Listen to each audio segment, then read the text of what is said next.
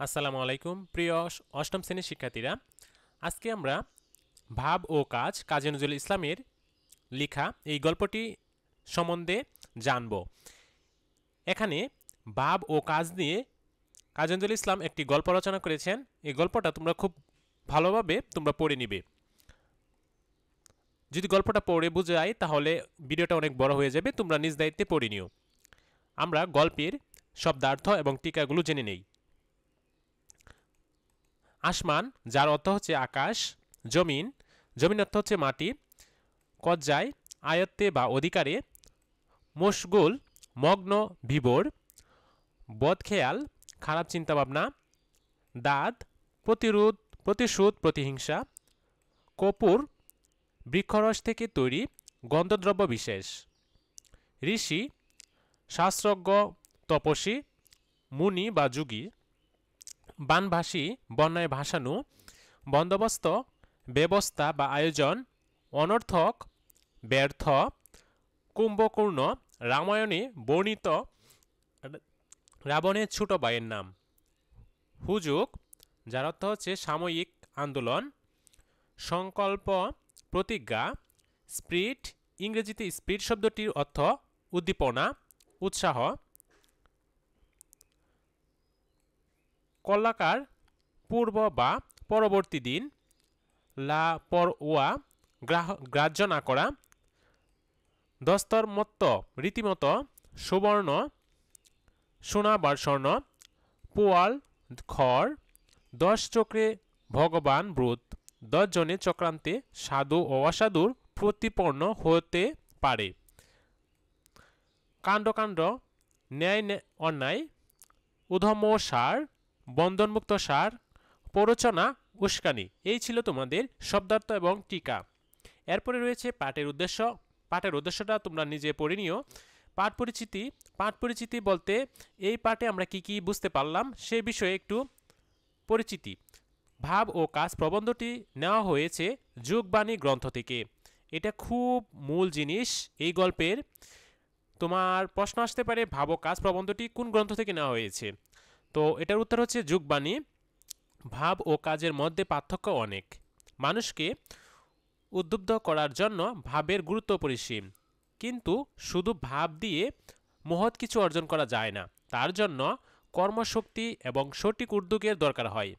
ভাবের দ্বারা মানুষকে জাগিয়ে তোলা যায়, কিন্তু যথাযথ পরিকল্পনা ও কাজের স্পৃহা ছাড়া যে কোনো ভালো উদ্যোগ নষ্ট হয়ে যেতে পারে। এই রচনাটিতে লেখক দেশের উন্নতি ও মুক্তি এবং মানুষের কল্যাণের জন্য ভাবের সঙ্গে বাস্তবধর্মী কর্মের তৎপর হওয়া উপর জোর দিয়েছেন। আশা করি তোমরা বুঝতে পেরেছ। তারপর দেখো লেখক পরিচিতি রয়েছে। লেখক পরিচিতি কাজী নজরুল ইসলাম সম্পর্কে তার জন্ম, কর্ম এবং তার প্রবন্ধ লেখা মৃত্যু পর্যন্ত যা যা ঘটেছিল তাই এখানে সংক্ষেপে বর্ণনা করা হয়েছে। কাজী নজরুল ইসলাম 1899 খ্রিস্টাব্দে 24শে মে 1306 বঙ্গাব্দ 11 জ্যৈষ্ঠ বর্ধমান জেলার আসানসোল মহকুমার চুরুলিয়া গ্রামে জন্মগ্রহণ করেন।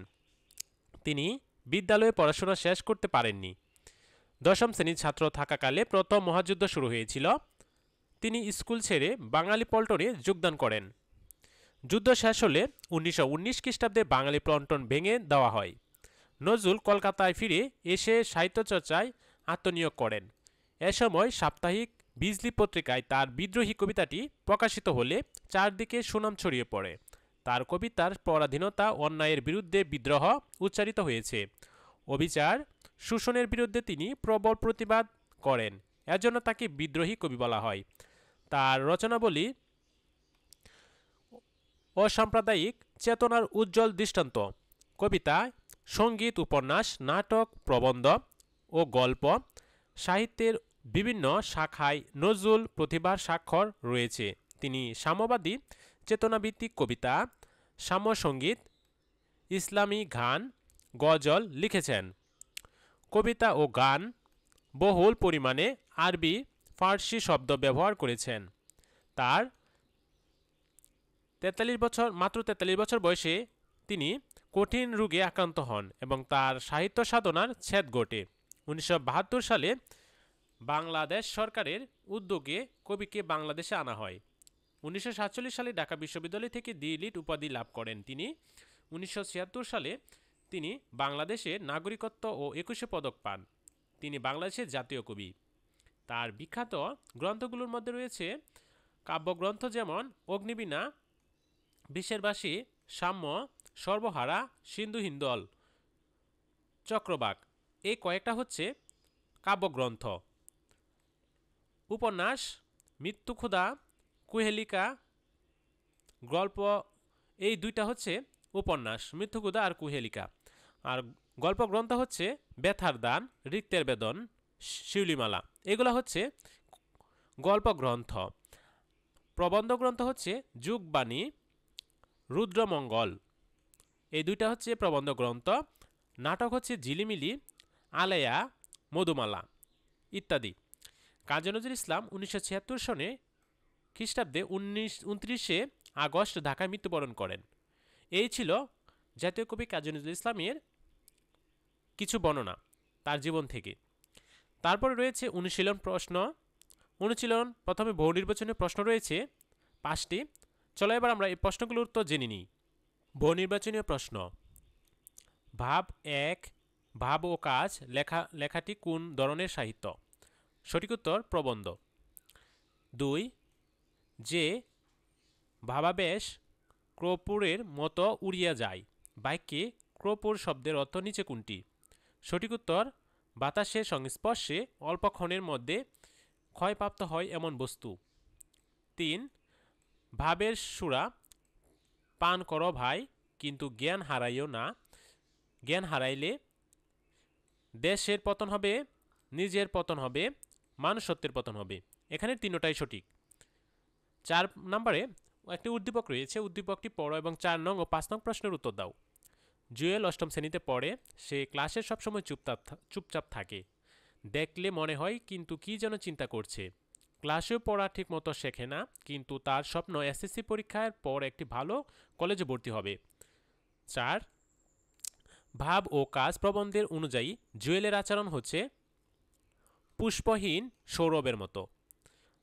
5 নম্বর, ভাব ও কাজের প্রবন্ধ অনুযায়ী জুয়েলের উচিত ভাব ও কাজের সমন্বয় করা, ভাবের উচ্ছ্বাসকে নিয়ন্ত্রণ করা, বাস্তবধর্মী কাজে তৎপর হওয়া। এই ছিল তোমাদের সঠিক উত্তর। প্রিয় শিক্ষার্থীরা, আজকের ভিডিওটি অনেক বড় হয়ে যাবে, তাই পরবর্তী ভিডিওতে আমরা সৃজনশীল প্রশ্নটির উত্তর দিতে চেষ্টা করব।